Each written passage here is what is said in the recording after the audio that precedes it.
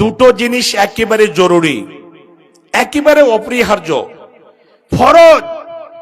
ইবাদতে যদি দুটো জিনিস না থাকে আপনার ইবাদত কবুল হবে না। এক নাম্বার হলো ইবাদত যখন করবেন অন্তরে ইখলাস থাকতে হবে, খোলস থাকতে হবে। ইবাদত করবেন অন্তরে ইখলাস রেখে করতে হবে। ইবাদত করবেন অন্তরে খোলস রাখতে হবে। আল্লাহ এক, অদ্বিতীয়, আল্লাহ ছাড়া কোনো মাবুদ নেই। তিনি হচ্ছেন আইনদাতা, তিনি হচ্ছেন বিধানদাতা, তিনি হচ্ছেন সারা পৃথিবীর পরিচালক, তিনি হচ্ছেন আমাদের দাতা। তিনি আমাদেরকে সুন্দরভাবে সৃষ্টি করেছেন। তিনি সুন্দর করে জমিন থেকে কোটি কোটি এইরকম জীবিকার ব্যবস্থা করে দিয়েছেন, রুজির ব্যবস্থা করে দিয়েছেন।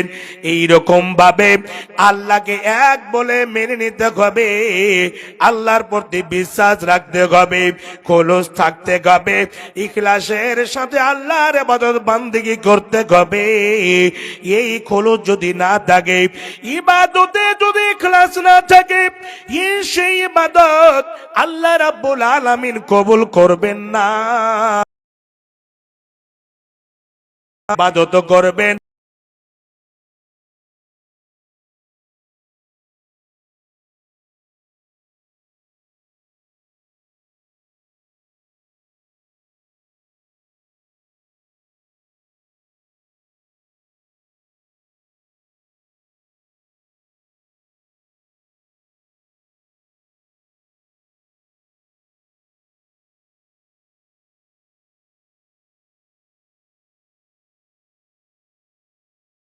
যদি পাস হয়ে যায়, আপনি গাড়িটাকে থমকে রুখে দিলেন, যতক্ষণ পর্যন্ত একটা গাড়ি ওই দিক দিয়ে পাস না করবে ততক্ষণ পর্যন্ত আপনার গাড়ি আগে বাড়বে না।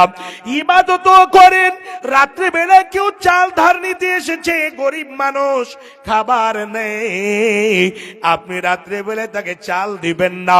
টাকা যদি পায়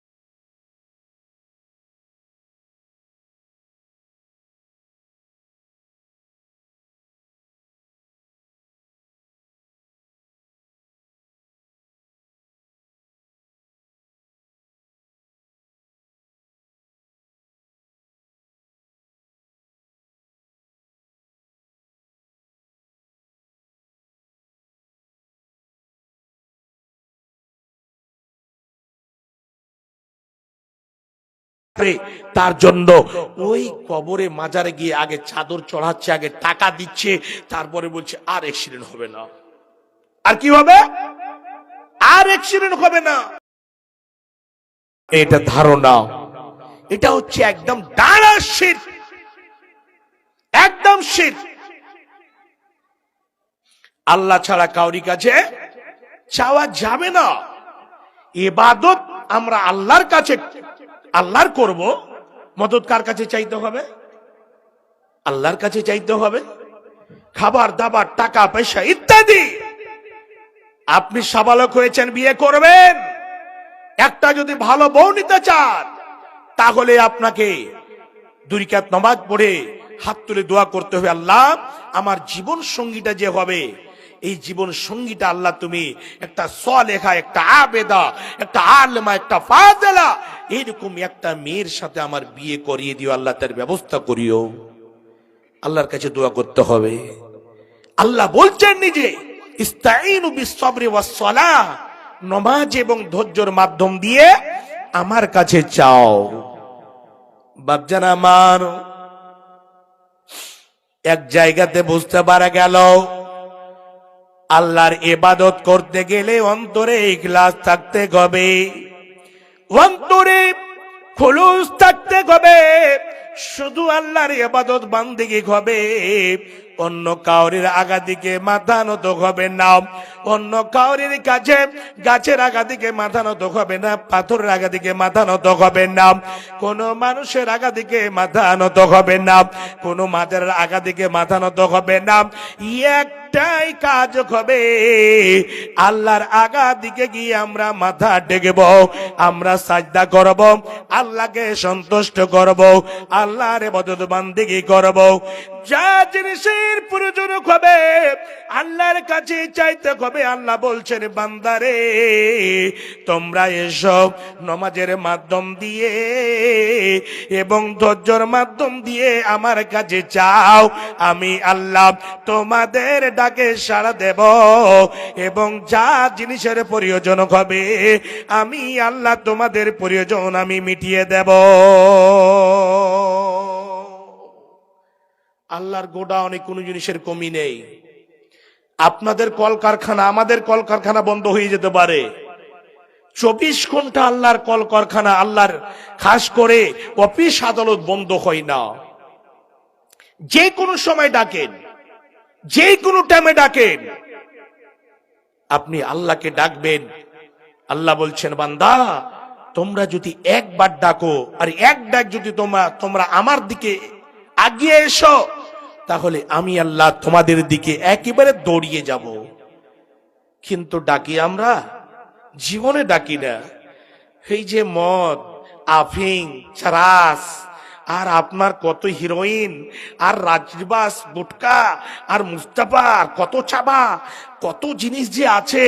আর এখন স্মেক, এই যুবক ভাইরা স্মেক পান করছে, আর খেয়ে মাতাল হয়ে পাগল হয়ে কোন জায়গাতে পড়ে আছে, কোন জায়গাতে রাত কাটছে, দিন কাটছে, এইদিকে বউ বেটি বাড়িতে শুকাই বসে আছে। ভাবছেন আমার পরিবর্তন হতে হবে।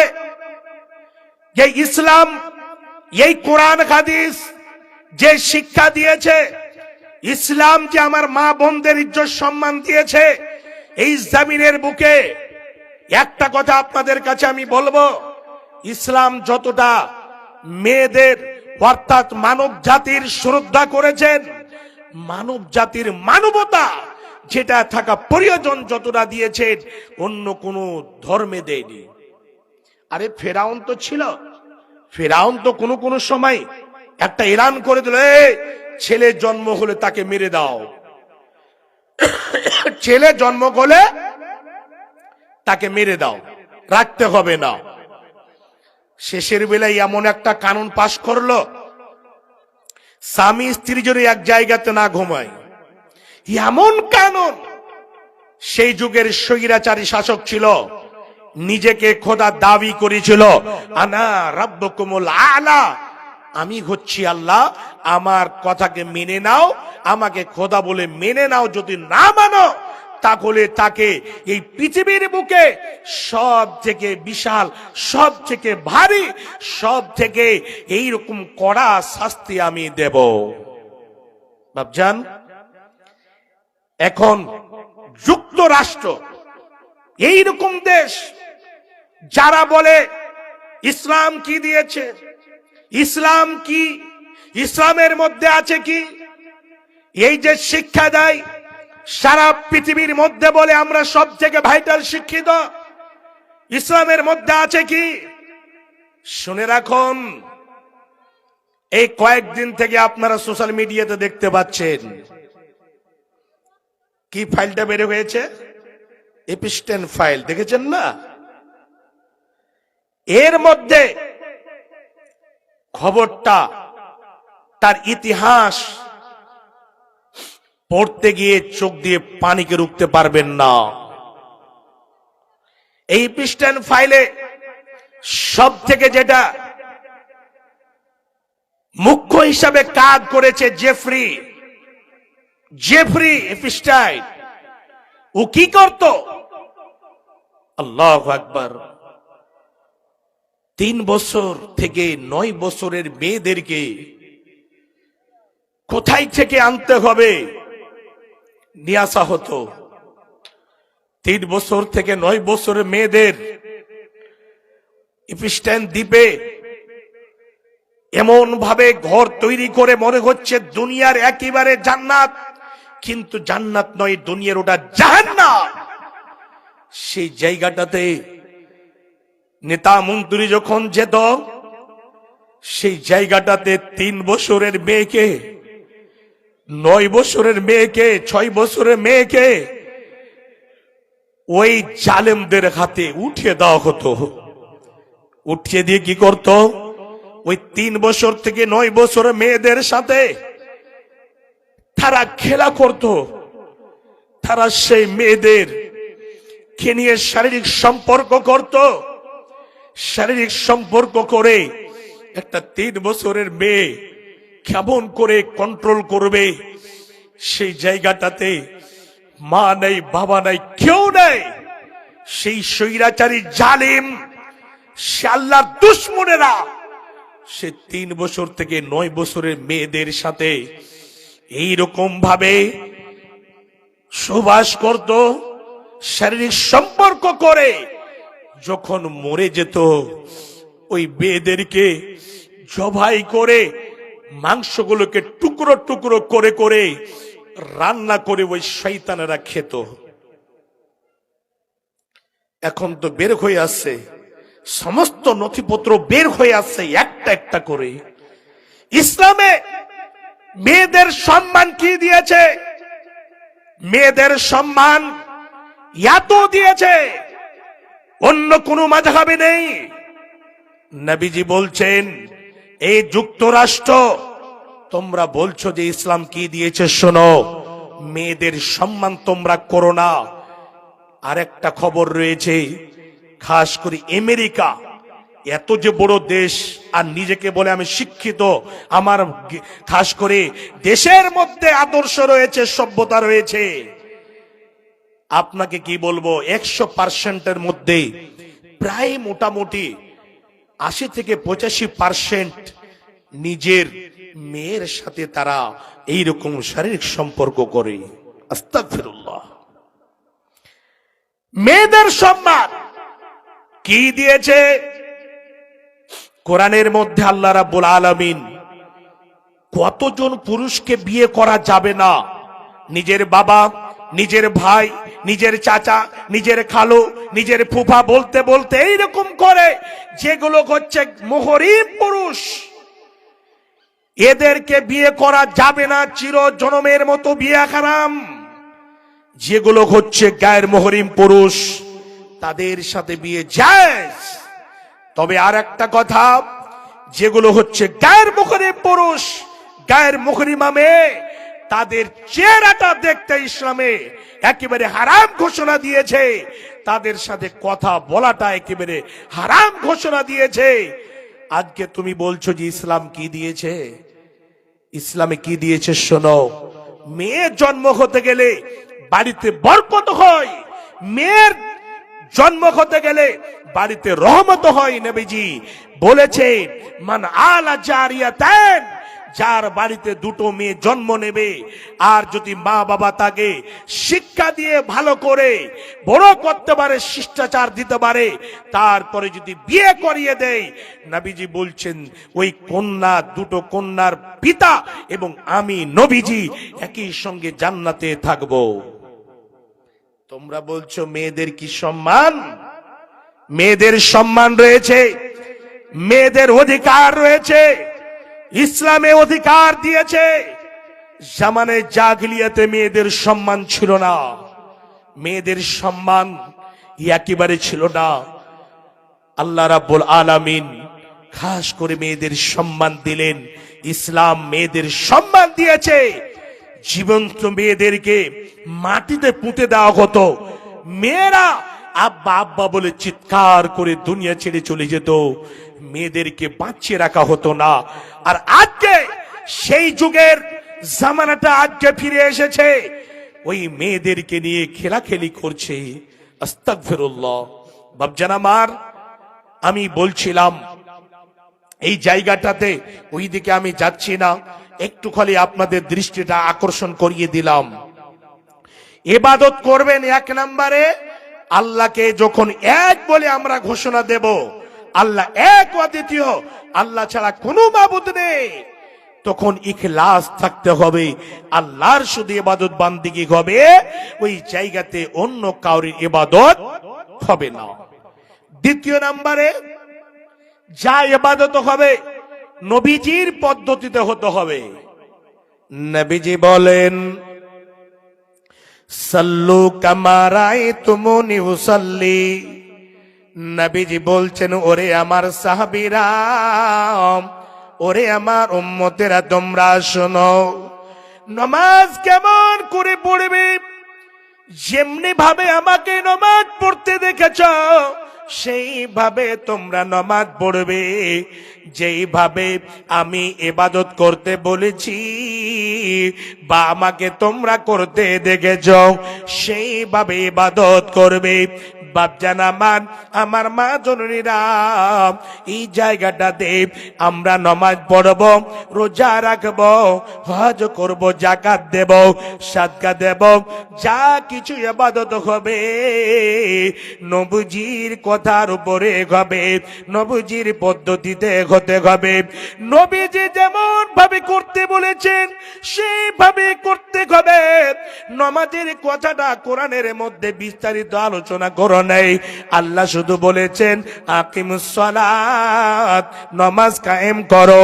তবে নামাজটাকে কেমন করে কায়েম করতে হবে, নামাজটা কেমন করে পড়তে হবে, উজু যে আমরা করব কেমন করে করব, আমরা মাথায় মাসে কেমন করে করব, পা কেমন করে ধুতে হবে, হাত দুটো কেমন করে ধুতে হবে, এক এক করে নমাজে দাঁড় করব, নমাজে কেমন করে আমরা বুকে হাত বাঁধবো, এইরকম ভাবে একটা একটা করে হাদিসের মধ্যে পাওয়া যাবে।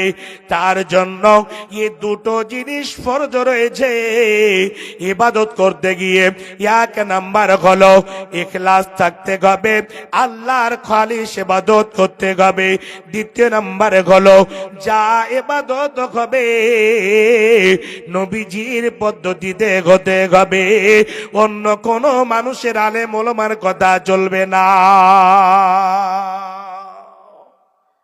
নবীজি বলেছেন বুকে হাত বাঁধো, অন্য কেউ বলছে এখানে বাঁধো, কোনটা মানবেন? নবীজির কথা মানতে হবে। নবীজি যা বলেছেন নবীজির পদ্ধতিতে হতে হবে, অন্য কোন মানুষের পদ্ধতি চলবে না। আল্লাহ রাব্বুল আলামিন বললেন, বান্দা আমি তোমাদেরকে আমার ইবাদত বান্দিগির জন্য পৃথিবীর বুকে আমি পাঠালাম। বাপজান আমার, 5 ওয়াক্তের নামাজ আল্লাহ ফরজ করে দিয়েছেন, তার মধ্যে দ্বিতীয় নাম্বারে হচ্ছে 1 মাসের রোজা। সামনে 18 তারিখ থেকে রমজান চালু হয়ে যাবে। বাপজান আমার, রোজা এমন একটা ইবাদত, এই রমজান মাসে আল্লাহ রাব্বুল আলামিন আমাদের সমস্ত গুনাহগুলিকে ক্ষমা করে দেবেন।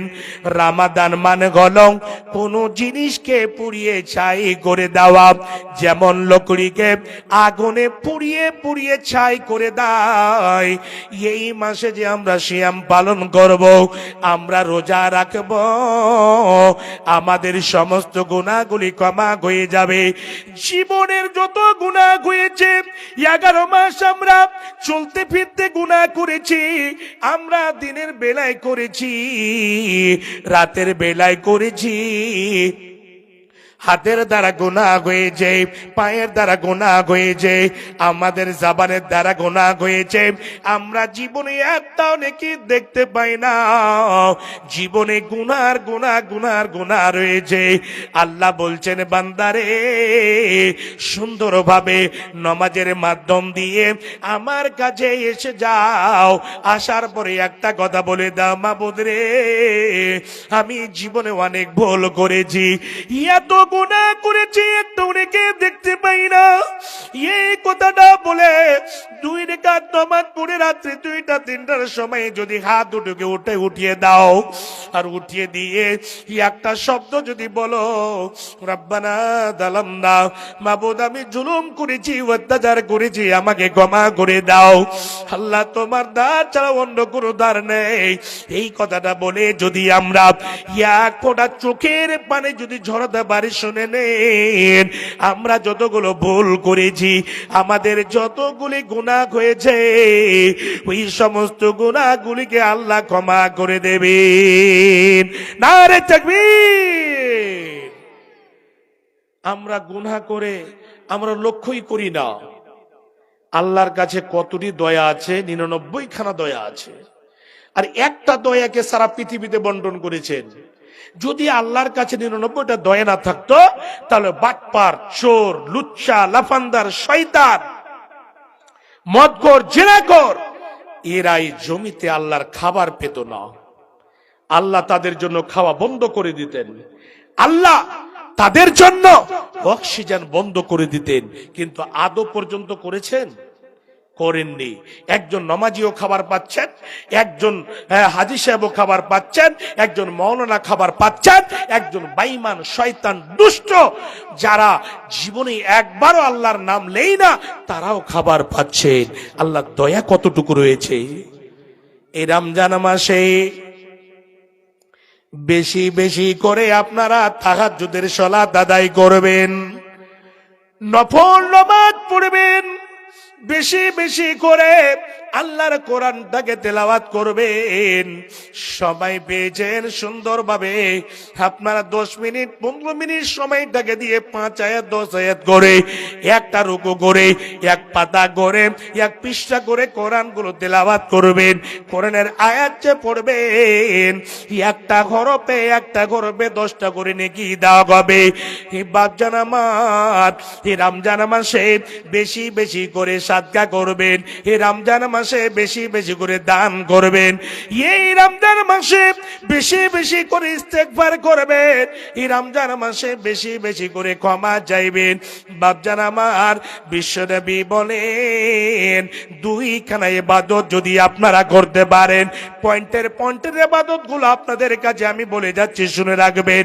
যদি একটু যদি ধৈর্য ধরেন তাহলে কাজে আসবে। 2টা ইবাদত যদি করতে পারেন, 1 নম্বরে হলো সিয়াম পালন করবেন, রোজা রাখবেন, 1 মাস সিয়াম পালন করবেন। এই সিয়ামটা আল্লাহর কাছে গিয়ে দাঁড় হয়ে যাবে। কোন সময় দাঁড় হবে?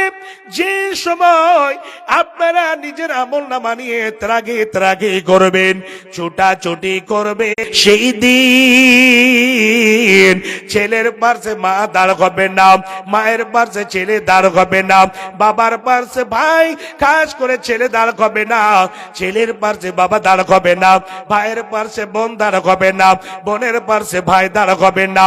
যেই বন্ধু বান্ধবকে নিয়ে এতগুলো তাপাল্লিং, এতগুলো উল্লাস করছেন, কেউ বন্ধু আপনার কাজে আসবে না। সেই দিন আপন আপন আমল নামা নিয়ে ত্রাগি করবে, ছুটাছুটি করবে। সেই দিন এই রোজা আল্লাহর কাছে গিয়ে দাঁড় হয়ে যাবে। রোজা আল্লাহর সঙ্গে তর্ক বিতর্ক লাগিয়ে দেবেন। আল্লাহকে বলবেন, মাবুদ রে আমাকে সুন্দরভাবে আদায় করেছে, আমাকে রাখতে গিয়ে তোমাকে কত সন্তুষ্ট করেছে। দিনের বেলায় খাবার এত খিদা লেগেছিল, কিছু খাইনি, এত তৃষ্ণা লেগেছিল, কিন্তু 1 ফোঁটা পানি মুখে দেয়নি। আল্লাহ তোমার বান্দাকে কেমন করে তুমি জাহান্নামে দেবে? এই রোজা আল্লাহর সঙ্গে তর্ক লাগিয়ে দেবে। যতক্ষণ ক্ষমা না করবে আমি এখান থেকে সরব না। আল্লাহু আকবার, এত ভাইটাল ইবাদত। দ্বিতীয় নম্বরে কোরআন। এই কোরআনটাকে আমরা জীবনে খুলে দেখলাম না, কোরআনটাকে মূল্যায়ন করতে পারলাম না। এই কোরআন যে বেশি বেশি পড়বেন, নবীজি বলেন ইকরাউল কোরআন ফাইন্নাহু ইয়াতি ইয়াউমাল কিয়ামাতি সাফিআন লিআসহাবি। বিশ্বনবী বলেছেন তোমরা বেশি বেশি করে কোরআন পড়ো, কোরআন তেলাওয়াত করো। কেন? এই কোরআন তোমাদের সঙ্গী সাথী হয়ে আল্লাহর কাছে গিয়ে দাঁড় হয়ে যাবে। এই কোরআনকে আল্লাহ আকার আকৃতি দান করবেন। এই কোরআনটা আল্লাহর কাছে গিয়ে দাঁড় হয়ে আল্লাহর সঙ্গে ঝগড়া লাগিয়ে দেবে। আল্লাহকে বলবে, আল্লাহ তোমার বান্দাদেরকে আমি রাতের বেলা ঘুম পাড়তে দিইনি, ঘুম থেকে বাধা দিয়েছিলাম। তোমার বান্দাদেরকে আমি দিনের বেলায় আমি কাজ করতে দিইনি, সব সময় আমাকে তেলাওয়াত করে যে সময়টা পেয়েছে আমাকে পড়েছে। এই কোরআনটা আল্লাহর সঙ্গে এমন ভাবে তর্ক লাগিয়ে দেবে, আল্লাহ তুমি যতক্ষণ পর্যন্ত তোমার বান্দাকে ক্ষমা না করবে ততক্ষণ পর্যন্ত আমি এখান থেকে সরব না। কোরআন পড়বেন, কোরআন আপনার সঙ্গী সাথী হয়ে আল্লাহর কাছে গিয়ে সুপারিশ করবেন। ভাবছেন আমার আপনাদের কাছে এই ইবাদতের কথাটা বলতে গিয়ে আমি একটু টাচ দিলাম। 1 মাসে রোজা করবেন, তারপরে শুনে রাখুন রোজা এমন পাওয়ারফুল ইবাদত। আপনাদের কাছে সহিহ হাদিসগুলো একটা একটা করে উঠিয়ে দিচ্ছি, হাদিস একেবারে নির্ভেজাল।